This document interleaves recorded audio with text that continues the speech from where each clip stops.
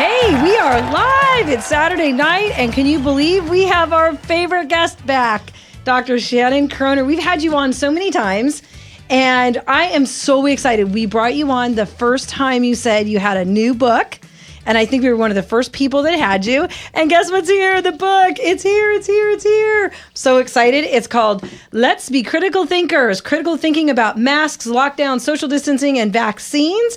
And you have had so many people that have endorsed your book, the last one and this one, and tell us more about it. It's so exciting. I love to see all your posts on Instagram, which you can go to Dr. Kroner, which is Kroner. Follow her on social media. Buy the book. It's on Amazon. We're going to make it a bestseller like the last one. Absolutely. I'm so happy to be back in the studio with you. I love being here. And I think I did the first interview with my previous book. Yes, we always do your first interviews. Yeah. I'm unvaccinated. It's okay. Yeah, that I came in and shared that for the first time. And then I told you I had another book coming out and did the interview for this. And now I have the book here, Let's Be Critical Thinkers. And you can buy it. You can buy it. It's available. Go to Amazon, Barnes & Noble, any kind of book selling website. So you can actually go into Barnes & Noble and buy the book. You have to request it. Because I walked in and bought your other one. There were two of them in there. Yeah. I purchased those. This book, it is pre-sale right now. Okay. So it comes out in October. Okay. And I'm really excited. It does have a lot of names that have supported it. Please drop those names. So on the back cover, I've got Roseanne Barr, Marla Maples, General Flynn, Dr. Peter McCullough. All of them have endorsed it. Yeah. But there's so many more.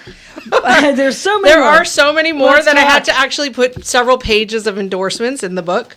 Oh, I love it. I just love it. So on it's like page 3. I've got Oh my goodness, look at that. Hey. Oh wait, we haven't started yet. There's a good friend of ours that's on the bottom of the page, John Knox. We've had John Knox on our show forever and ever. I was the first one ever to put him on the show when he decided he wasn't being vaccinated with the LA County fire. Yeah. LA City or LA County? Hold on.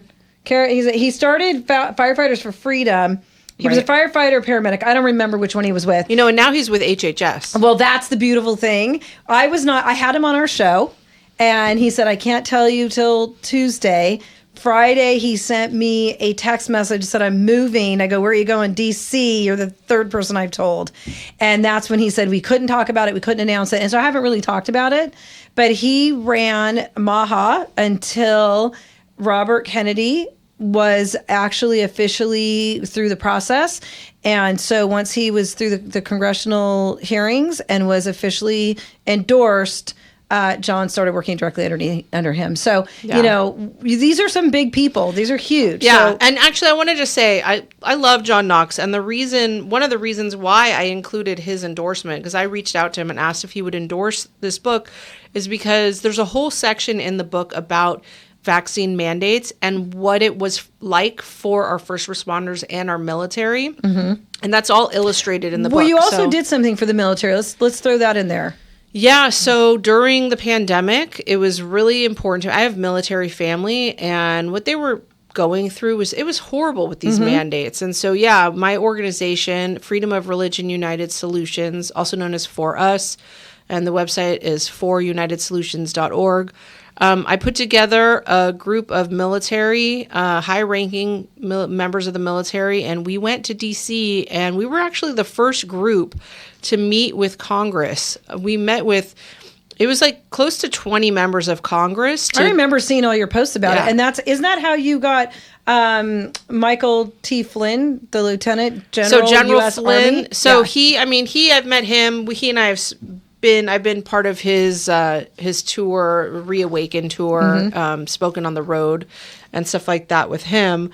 But there's another friend of ours that's in here. There's a lot. Wait, Jeffrey Barkey. You haven't even gotten to all of it. So yeah. Judy Mokovitz, we had her speak during COVID. Yes. And actually, so Dr. James Lyons Weiler, he's an amazing scientist. Dr. Joe Latipo, he's the Surgeon General of Florida. Dr. Jeff Barkey and Dr. Judy Mikovits, they're all illustrated in the book. So, how fun. Show Part you. 1, how to be a critical thinker. So here they are. What page is that? It's not. Here, not show it onto page your numbers. camera so that people can see it. There you go. Okay. Oh my God, this book is so fun. But then, if you look at the way back, Look at this. Oh my God, I love this book. That's actually one of my favorite illustrations with the woman she's driving alone in her car wearing a mask. Yes. Some people wore masks at all times, and we're scared to breathe fresh air. Yeah. Okay, so the last And then page. go to the very last oh my 2 goodness, pages. Look at this. Yeah. Oh my goodness. So I've got Roger Stone, Dr. Pierre Corey, Roger Stone, Tito Ortiz. He's a big UFC fighter. Owen Schroyer, he's from InfoWars. The actor Ricky Schroeder. Nick Adams, he's a best-selling author. Also a children's book author, and he's got an educational group. But then Dr. Brian Hooker, Brianna Latipo, Jessica Sutta. She's one of the Pussycat Dolls. Oh yeah. Tom Rempfer. Who's Buzz? U.S. Air Force, retired. And then Steve Dice is from Blaze TV.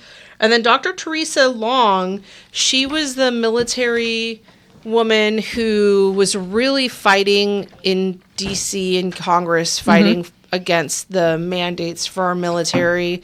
She's a medical doctor with the military, and she was the one who recognized that there were so many more heart problems, cancers, and things like that were inflicting the people our service members who had gotten vaccinated. Right. And she was the one who really kind of like blew the whistle on that. And so, it was really important to have all these people support this. So you came in with the first one. I'm not vaccinated, and that's okay. Yeah. I am not vaccinated, and I was always okay. And I'm even better now that I wasn't vaccinated. Dawn is here, and Dawn wasn't vaccinated either. But from that, you realized there were people that were teaching their kids not to make decisions on their own. You had, I'm sure your kids I know Dawn's kids were bullied at school for they were the only kids not vaccinated. And I think you had issues with your kids being bullied. I'll tell you. So, I mean, I homeschool my kids now and stuff. So does Dawn. But prior to the pandemic, this is prior to the pandemic, my kids were at an LA Unified school, and they every time flu season would come around, the school nurse would come into the room and usually during science class, and then lecture and actually ask for a show of hands which kids have gotten their flu shot. That's not even appropriate, is it? Yeah. Foul.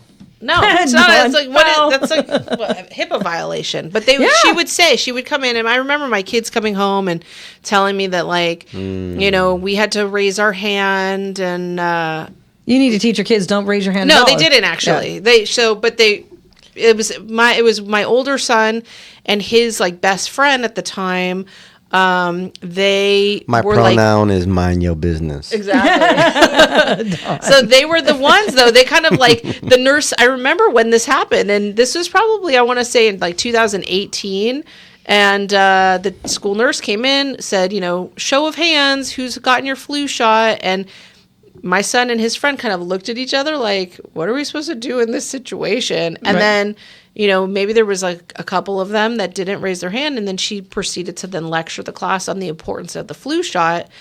And then my son, when he came home and told me that, I was like just livid. Like, are you serious? It's nobody's business. 100%. I mean, it just really isn't anybody's business. And like you said, it's a HIPAA violation. But what about what they're doing here in California that, here's amazing, right? California, it wants to have its own health department now. Oh yes. What right? was that? What so was that that just like we have rather? EPA, right, and for the entire country, and California just has to do it better. So we create Cal EPA, and they create these duplicities that are burdensome and costly. And guess what? They don't do all the research and sciences that have been done on a federal level, and they shove it down business owners' throats and the general public. And in this case, I mean, you can get people to get activated to be critical thinkers and to show their kids how to be critical thinkers. But it's like, goodness, I mean, what is going on in our own state? Well, but see, that was the thing. And that's what I wanted to transition is to that when you did the original book, I'm Not Vaccinated and That's Okay, you came across a lot of people that were giving you flack about it. You had people that supported it. But then you also were able to change some minds on some people about the vaccinations. And you're like, I'm not here to say don't be vaccinated. I'm here to say be aware of what you're vaccinating with. And in the back of your book, you put in there where they could go and look up the actual ingredients of all the vaccines. I will tell you, since that show, there isn't a human being that says to me they're all for vaccinations that they don't get that lecture. Yeah. I tell every single one of them, pick any vaccine you want, download the ingredients on that vaccine, and when it says formaldehyde, they actually embalm bodies with it. They've actually had to pull it out of nail polish because it's so dangerous, but yet you're going to put it in a vaccine that's going to go into your child. And so as you went through this, you started to realize that there were kids that weren't vaccinated and didn't know how to be critical thinkers and argue on their own behalf. And you chose to write this book. So tell us more about that. My role in writing children's books is really to empower children, because I feel that we live in such a society where there is so much propaganda and so much bullying, and we saw it through the pandemic with, family members were bullying other family members. You can't come to Thanksgiving unless you're vaccinated. You can't be around our children. You can't come to my entire clientele of doing nails because I wasn't vaccinated. And now they're all sick. I'm like, yeah. I'm like, sorry. My kids were actually uninvited to birthday parties. So it's like, I was told I couldn't go to birthday parties, adult birthday parties. I couldn't even go to funerals. Yeah. Because I go, they're already dead.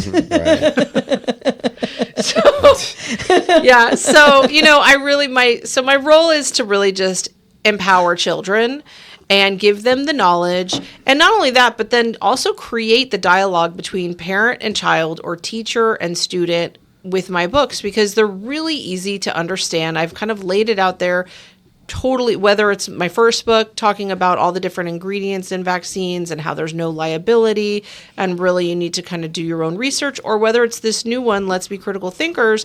The new one really kind of teaches the reader how to critically think about the world around them, how to spot propaganda, what propaganda is, what questions to ask, what informed consent is. Nobody ever kind of even heard about informed consent. Are we going to get sick?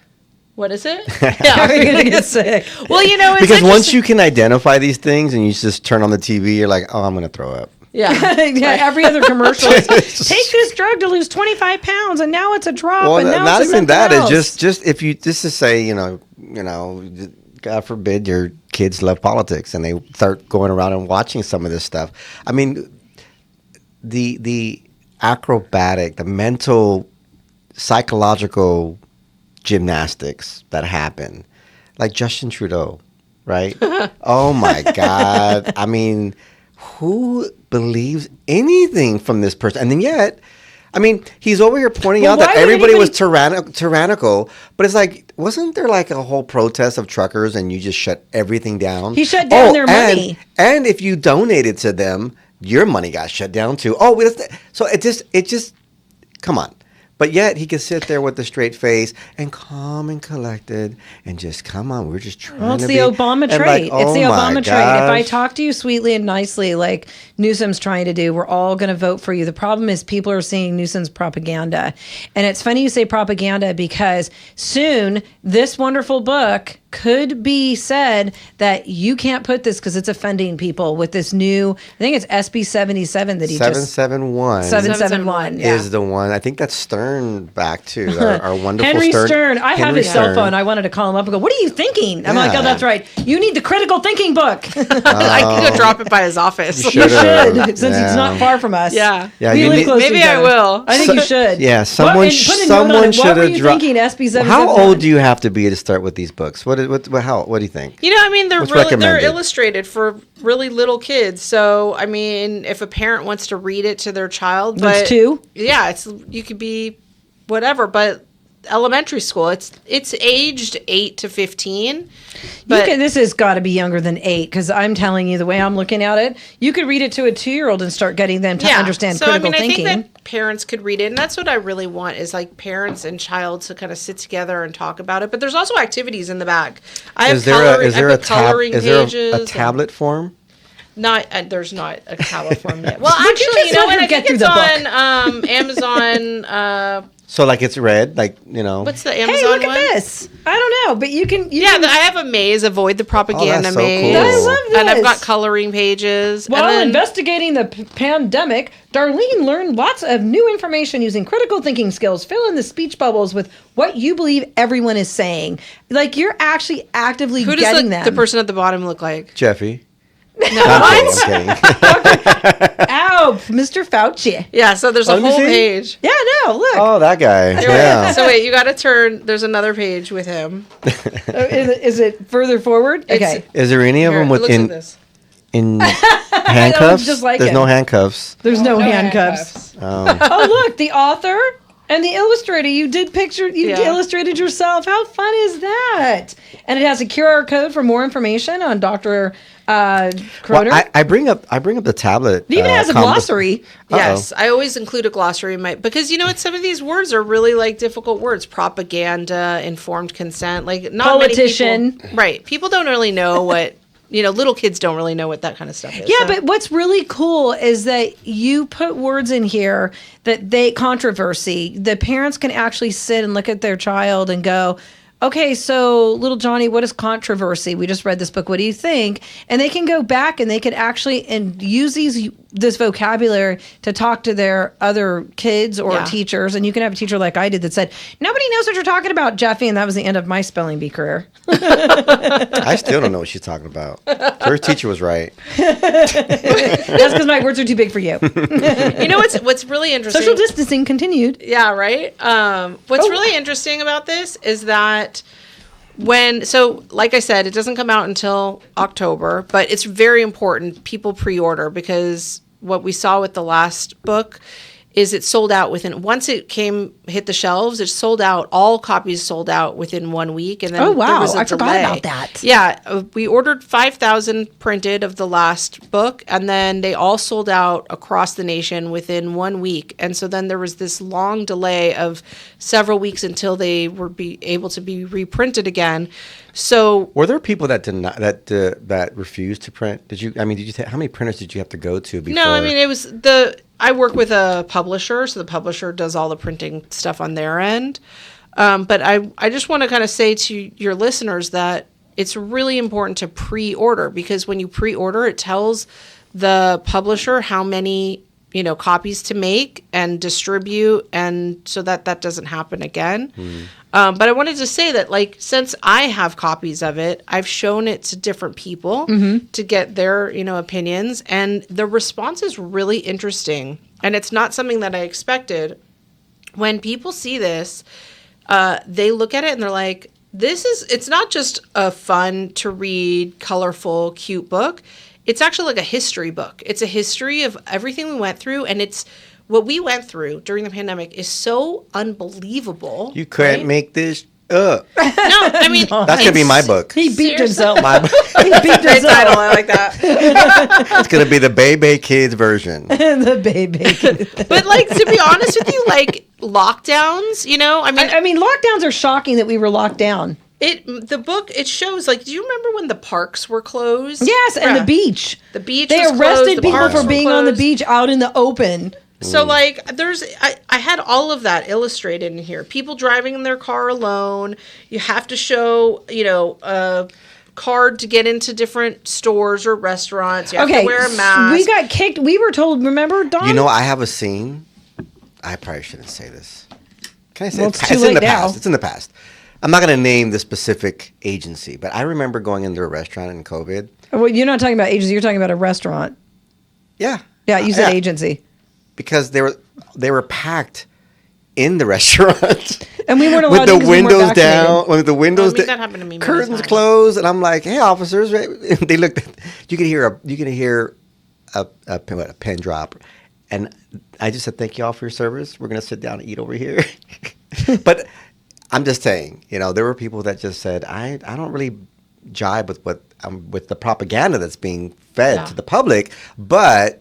We still got to go on with our lives. But it happened to all of us multiple times. But the first time it happened to us, It's shocking. it was shocking. I mean, I was like, I remember. "We're clean when that people. happened What to do me. you mean I can't come in because I'm not vaccinated?" I was like, Yeah. Well- or what about how many times did you have to wear a mask in order to go into the restaurant? But then once you sat down You could take and it start off. eating, you could take off your mask. What the hell was that about? There's zero critical thinking there, right? Like, No yeah. logic at all. But I've Let me included just all touch of this that. mask with whatever germs are on it and then eat.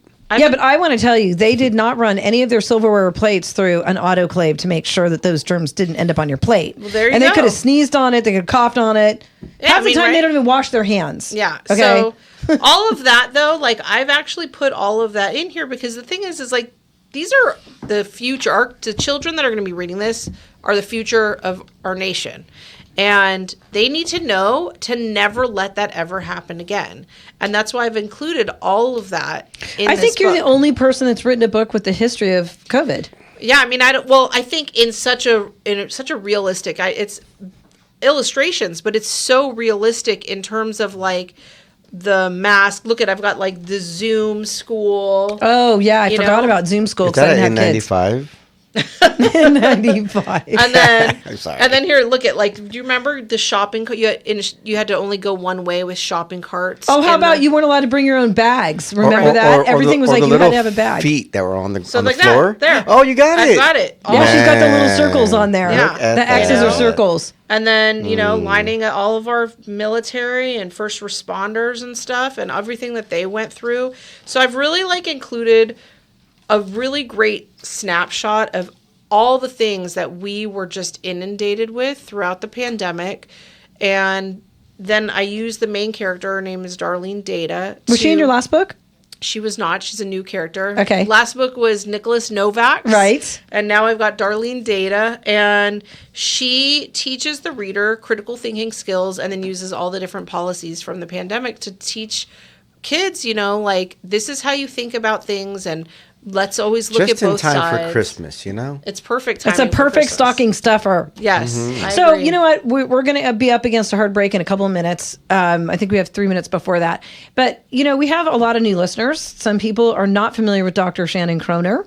So what I want to do is I want to give our listeners that might be new or some of our listeners that may have missed your 2 show minutes. about what you do. You are a doctor, not a medical doctor, but you're a PhD, which PhD is a research, and you did research on children and psychology and So what? my doctorate is in clinical psychology. I've been working with kids with special needs since 2001 as I was a floor time therapist, which is kind of like a play therapist with little kids who have autism. And then I was a behavior therapist, and then I ultimately became an educational therapist. So I worked with a lot of kids with autism and ADHD.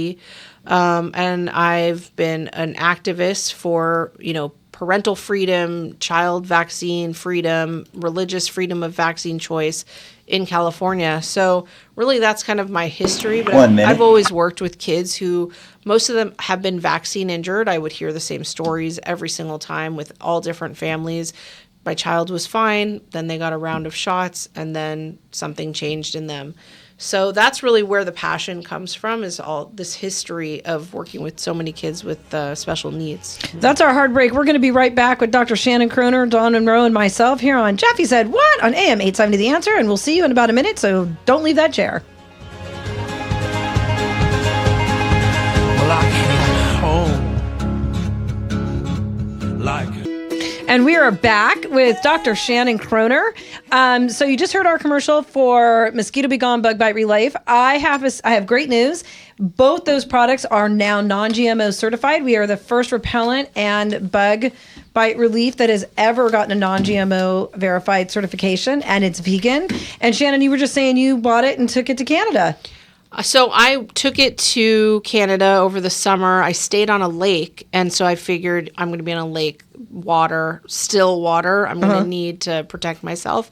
It worked great. Like, I really liked it. And Yay! it smells good. Yeah, So Yeah. that's a beautiful thing. It smells really good. it doesn't smell like that bug spray kind of smell. So And we don't use sprays, and I'll tell you why. Critical thinking, we don't use sprays because any kind of chemical that you're spraying, you shouldn't be inhaling, whether it's hairsprays, whether it's especially bug repellents, they have toxins in them. Did you say chemical?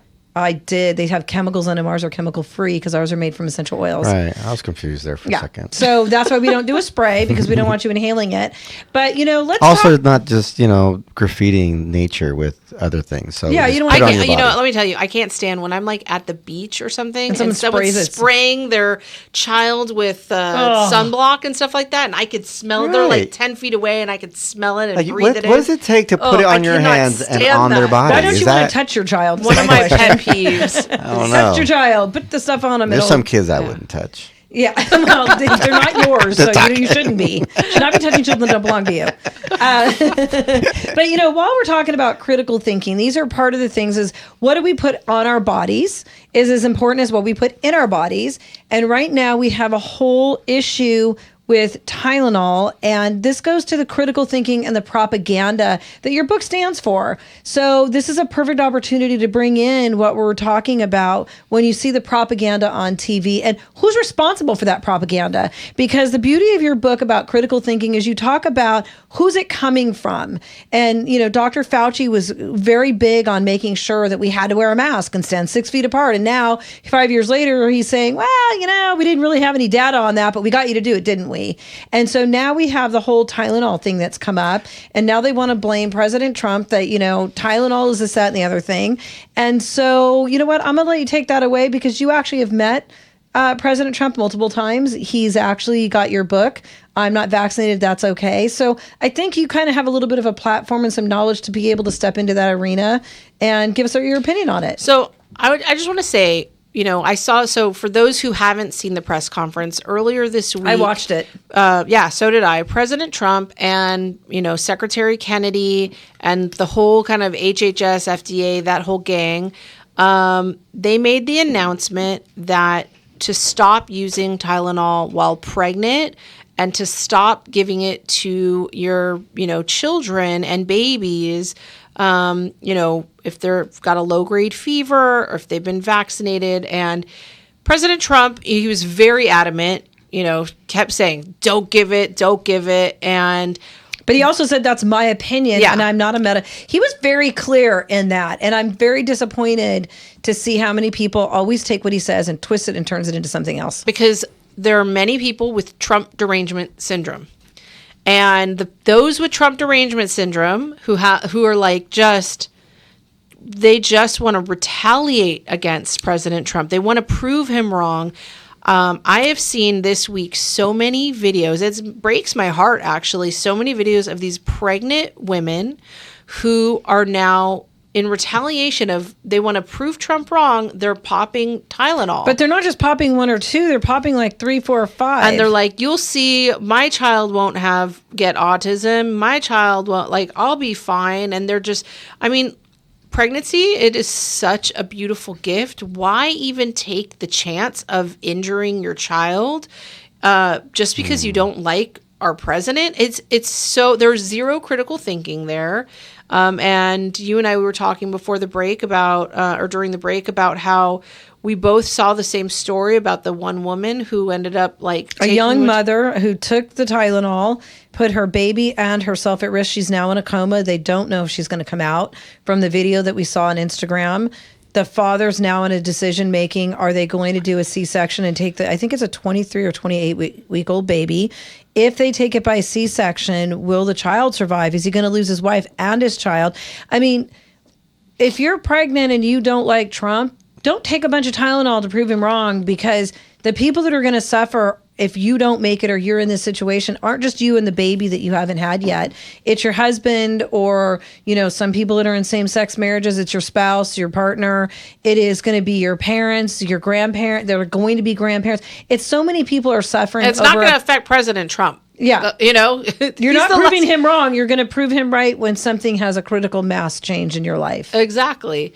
And so I want to just say, for those who don't understand why he's saying this, because I think that that's really important. And I kind of wish during the press conference that one of the doctors that was there would have explained why you don't want to take Tylenol. I don't think they were given a space to do that, which was unfortunate. Yeah. So I just want to kind of explain in the most basic terms. Our body, every single cell in our body has something called glutathione, And we need high levels of glutathione to keep us healthy. Especially during pregnancy.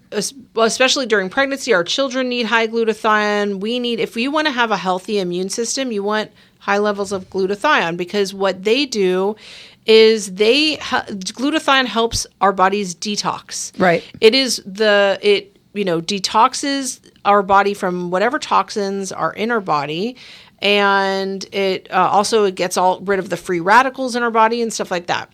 When you introduce Tylenol or acetaminophen, it depletes glutathione. So it lowers the levels of glutathione in our body. Which also creates a ton more inflammation, which is what those drugs are saying they get rid of, is inflammation. That's exactly right. So not only that, it makes the liver work harder, and it can cause, if you take too much Tylenol, it can cause liver damage, tissue damage, more inflammation. It can cross the blood-brain barrier, so it can cause inflammation in the brain. And so let's take a baby, right, who's about to go and get vaccinated. A lot of doctors will instruct their patients to give the baby Tylenol pre-vaccine, which is the dumbest thing I have ever heard of, because if you're going to give the baby Tylenol pre-vaccine, then you're lowering their glutathione levels before they get injected with a whole bunch of toxins, aluminum, formaldehyde, polysorbate, all the other stuff, right? And then the doctors will always say, if your child has a low, this vaccine may cause your child to have a fever. If your child has a fever and is fussy and whatever, give them Tylenol. Again, they've now just been injected with all these different toxins, and now the doctor is instructing the patient, parents, to give this child Tylenol, which then again lowers glutathione, which means that those toxins that are in the vaccines, they will only stay in the body longer, and then they can again pass the blood-brain barrier and cause inflammation in the brain. And that's where this link between Tylenol, acetaminophen, and autism come in. And when a woman is pregnant, if she's taking Tylenol, there have been multiple studies, and these studies go back years, and I'm talking like longer than 10 years. I think there's like a study from 2008, and I actually have all the studies in front of me. So for people saying like, oh, this is just this Harvard study, or I don't want to listen to Trump. This is not just Trump's opinion that he pulled out of the air. This is, the opinion of many scientists over a very long time, of a lot of research, and he is finally someone where people are able to listen to. An authority figure is bringing this information to the public because it is something very serious. And so, I just want to say, there's been multiple studies that have actually found acetaminophen in cord blood. They've done tests. So a cord blood meaning that when cord. Yeah, when a woman is pregnant and she takes Tylenol, if they're doing, now the baby's born and there's the umbilical cord, and they're testing that blood and they're finding acetaminophen in there, that means it's passing through to passing through the placenta to the baby. And it's causing lower glutathione levels, which means they are going to have a harder time detoxing. So all of this is really important. And I just want to say, I have all these studies in front of me, and I'm just really quickly going to run through them if you don't mind. No, go for it. But so when people say I'm not going to listen to Trump and what he's saying about Tylenol, let's go back to 2008. There's a study that says acetaminophen, measles, mumps, rubella vaccination, and autistic disorder survey. So that's from 2008 that they've already known this and they tested it. Then there's another from 2013 where it says prenatal exposure and child neurodevelopment, and they are looking at that. That's in the Journal of Epidemiology. Then there's another one from 2013, prenatal exposure and autism. Again, that's looking at acetaminophen during pregnancy. That's in environmental health. 2014, acetaminophen use in pregnancy and risk of attention deficit hyperactivity disorder and hyperkinetic disorder. That's in JAMA. That JAMA is like one of the biggest. The Journal of American Medicine Association. I know that journal. I've read it many times. It's one of the biggest journals, and that's from 2014. I spent a lot of time reading the JAMA. Listen, if you want to know anything about what's going on medically, you can read JAMA, which is a Journal of American Medicine. You got to read so much because it's just, you don't know. Well, no, because now it used to be you had to read the magazines when I was reading them in research, but now you can go on to the card catalogs at the library and you can pull them up digitally. You can actually Google them digitally, and you can Google just about anything. Does the skin absorb? Oh, you can get 3 million different articles from way back to, the beginning of time, the 1900s. And the other one. What's amazing though here in this Tylenol story is like, she's going to 2008, and I would assume that there's stuff that goes even further back. But we don't have any vaccines that have been registered like that. I've heard of the Tylenol issue, I mean, going way, way back when I had my first kid in 2005, and it was just like, yeah, try your best not to do Tylenol. At least our doctor was like, do more ibuprofen, Advil, things like that. And even that's kind of dangerous also. Yeah, and then they said, oh, maybe if it's really bad, you got to alternate. Right. The whole alternating concept.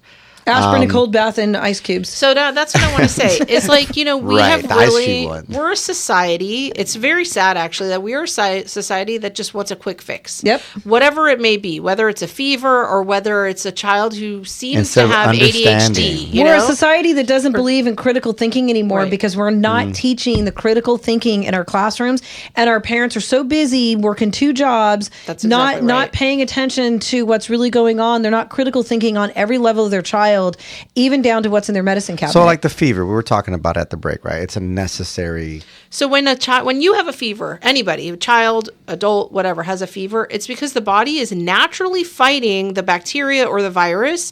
And a fever is really important. It's really important because it's the body's way of heating up to kill whatever the bug is.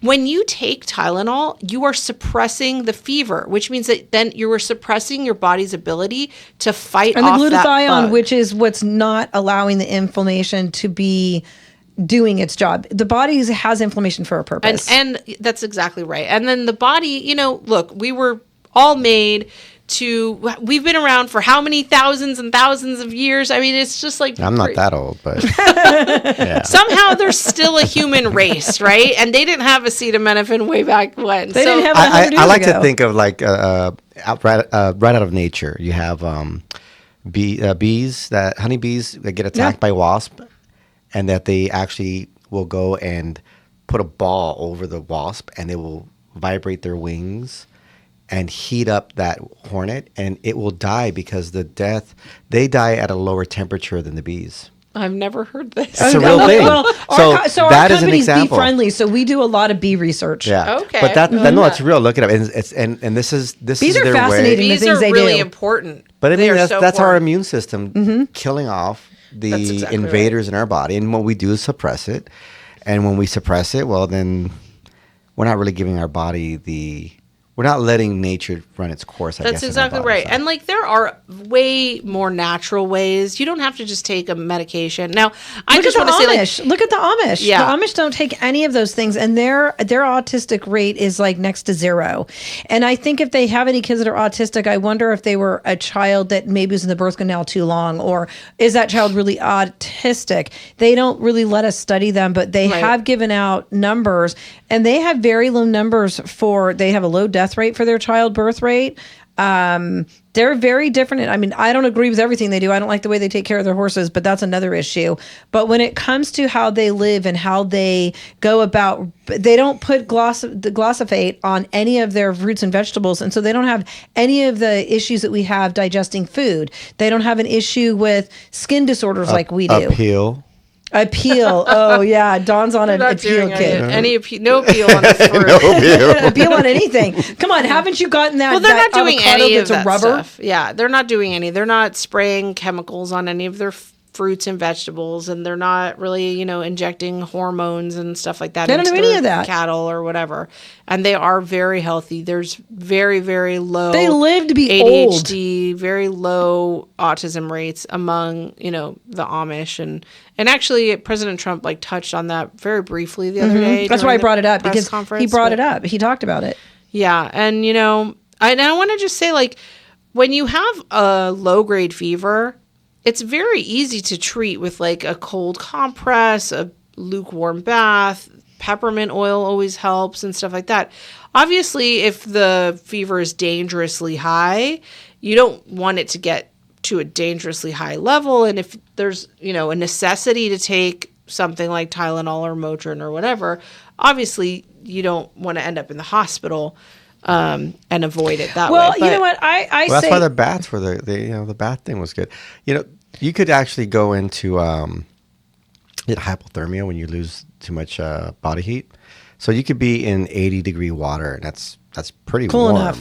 No, that to most people it's warm water, but you can actually go into hypothermia if you're in 80-degree water long enough, because your body's temperature needs to be somewhere around 96, 97, and water. I've never heard that either. Oh gosh, and water. He's a wealth of rabbit holes. I'm a nerd. I'm just a nerd. But We're water. both nerds. I think we're in a room full of nerds. But water just conducts that heat out of your body. But really here's what I'd like to say is that I think people interview doctors. They don't even interview doctors anymore. They just take the doctor that's available because doctors aren't available anymore. So my thing is, go look up some doctors. There's so much med health now that you can do, or whatever it's called. And in your book, you have a doctor that you recommended that we've had on our show multiple times. And it's Jeffrey Barke, B as in boy, ARKE, Oh, yeah. MD. He's somebody that is a medical doctor. He was into vaccines until the first time he heard someone speak, and he was like in tears when he thought he had tortured his children. And it's an interesting story that he tells, and he's now a grandfather. But you need to start seeking out medical doctors that are still looking into alternative medicines. Not alternative medicines like you're crazy, you're going to kill yourself, but things that worked for centuries that they did before we had the pharmaceutical medical community. And you should send this to the American Medical Association. Yeah, right. That's actually a good idea. Yeah, exactly. But but like even you bring this up, and it's like when my kids, when they have an ear infection, right? They're complaining about their ears or whatever. I don't give them antibiotics. I take them to the chiropractor. The chiropractor will like adjust their ears. I thought you were going to say you turn up the volume. I want to hear this. The chiropractor adjusts the ears, and they're, you know, it kind of opens the pathway and lets whatever drain that needs to be drained. And it's like, that's the easier way instead of giving them medication. How quickly do they get relief from that, though? Is it right away? Oh, really? Yeah, Okay. right away. And But So again, sometimes they it's- just slept on the pillow wrong. or But they you know just- what? It's and the other thing too is it's knowing the doctors that you can go to. Not every chiropractor is going to be into that type of holistic type. Oh, no, healing. that's true. So Yes. you knowing the doctors you go to goes back to critical thinking, the book you wrote, and that is parents have to start doing their research. Go research pharmaceuticals and go back into where pharmaceuticals started, because they didn't start in a bad way. They looked at light. I just read a whole thing on how there was a doctor that back in 1911 discovered that using light therapy healed you faster than medication. But the only problem is pharmaceuticals start to get really big in 1911, 1920s. And so they went right into that because pharmaceutical companies realized we're not going to make any money if people go outside in light. Then in the 1950s, we were told sunscreen, use sunscreen, don't go out in light. And we all went inside, and now we've got all kinds of inflammation and all kinds of different things because now we're putting sunscreen on that's not safe for you. I ride horses. I go out. I do not wear sunglasses because they say sunglasses cover your eyes, which is what helps build the melatonin in your skin so that you don't burn. I'm not sunburned, and I ride without sunscreen, and people look at me and they go, you look like you're in your 40s. I'm not in my 40s, and it's because I never wear sunscreen. yeah. And Yeah, I think those are the things we're not looking at. I think people have to do that research. I think that also on that topic is that anybody who's researching or anybody who's deciding on their pediatrician, they need to interview the pediatrician Oh my before gosh, they even are you like kidding? sign Oh up my- to go to that pediatric He's got 4 office. kids. Yeah. I mean, you my have to son, do the the first research. 13-year-old, the first 13, the first visit First at visit 13, he went at 13. The whole family, we go like a tribe, you know? Yeah, we have a chant too. So we go in there, and Doctor, I think he retired, but I'm not going to throw his name out. Anyway, he's a pediatrician. He says, "You sure you want everybody to come with you?" And he's like, "Yeah, no problem." He's like, "You sure?" He's like, "Yep." So we go back there, and he's just like, "So yeah, you're 13 now, and you can you now qualify for so many of these wonderful new products, and HPV was one of them, a vaccine." Oh, and Shannon's going to have a corner over that one. And It's like next to the COVID shot, that's the worst one is HPV. And so I'm like, and I had read up on it before, and I was like, "Oh, it's a hard no, kid." But he goes there, and he's like, "No, I'm not going to have it." And he actually has, a pre-existing condition of epilepsy. I'm going to get there. And he says, are you having sex yet? He's like, and we're all looking around like, oh, he's going to answer this question. And he's like, no. He's what, 13? And then he's 13. And then he says, are you gay? And then his younger brother just burst out laughing. And I'm just like, oh, this is getting entertaining. And he says, well, she's trying to find how he can sell this to him. This is what's disgusting, because what's happening is a sales pitch to a 13-year-old. Horrible. Yep. They met a doctor who's in his 60s selling hard to a 13-year-old. But we're in the room, right? I'm watching, and he says, the next thing was, oh, you don't want to give a girl cancer, do you? Oh my God. Oh, yeah. I almost flipped the table. I would lose it. But wait a minute. You forgot the part. So when the doctor says to him that he doesn't want to take it, the doctor's like, well, you're 13. You can make that decision on your own. You don't need to ask your parents. Yeah. And like he's teaching this child that you can make your own decisions. No, when you're 18, you can make your own decisions. Yeah. Well, there's a lot of bills also that have already passed throughout the country that allow children to make their own decisions on vaccines. Mm-hmm. So, right. Yeah, it's scary. It's really scary. And you know why it's really scary is because if a child goes and gets vaccinated without their parents' knowledge, and I've heard this actual story. I campaigned on this. I heard this exact story from a mother that this happened to. It's very unfortunate. But if a child goes and gets vaccinated without the parents' knowledge, and there is a severe reaction, and the parents don't know what's wrong, then they don't know what to say, right? So what happened to this one girl was she went and got the HPV shot without her parents' knowledge and wasn't feeling well and took a bath and ended up having a seizure and drowned. And the parents had no idea that this girl went and got, So then you have to pass another bill, because that's what we do here. It's crazy. You pass another bill that in instances where they had if you have knowledge that a recent medical visit, that they can open 2 minutes. That whole HIPAA thing doesn't apply, because you know what? They're essentially murdering children at that point.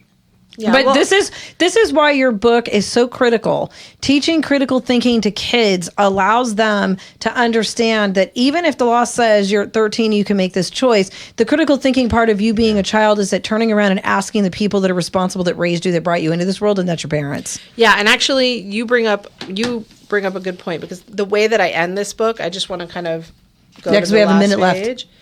I noticed there's no turning fast. three-letter agencies in there. I say here that, let's see, critical thinking is an important life skill to understand, because there will be times in life when we are told to do something that may not make sense or might go against our beliefs or violate our freedoms. Times when trusting our gut can guide us towards the truth.